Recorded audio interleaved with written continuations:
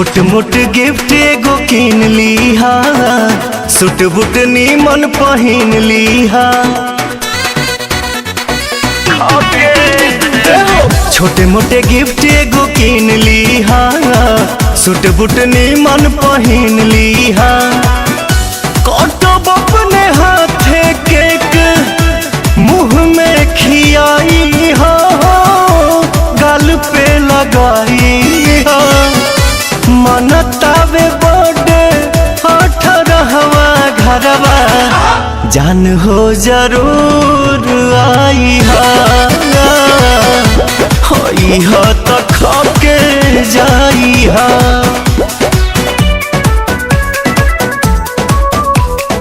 खाके जाई हा।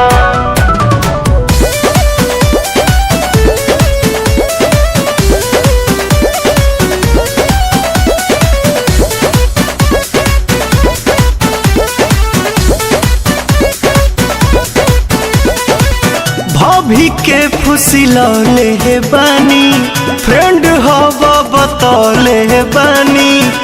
संगे वाला सेल्फी 2 दिन पहिले देखौले हे बानी, पहिले देखौले हे बानी। भाभी के फुसिलौले हे बानी, फ्रेंड हवा बतौले हे बानी। संगे वाला सेल्फी 2 दिन पहिले देखवले बानी। इलल बटे चांस तारंस को के जाई हो, जानी तू ल जाई हो। मनतावे बटे 18वां घरवा, जान हो जरूर आई हा तो खाके जाई हा।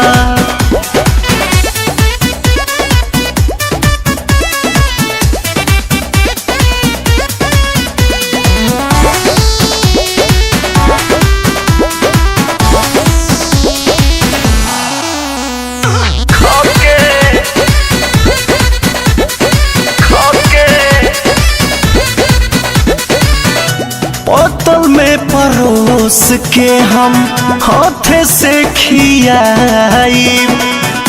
लव वाला सब बात पवन हो बताई, पवन हो बताई। बोतल में परोस के हम हाथे से खियाई। लव वाला सब बात पवन हो बताई। अरुण बिहारी मन के श्रद्धा पुराई हो, जियादा जुड़ाई हो।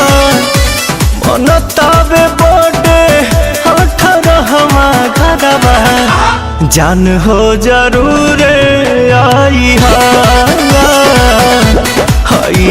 तो खाके जाई हा। खाके जाई।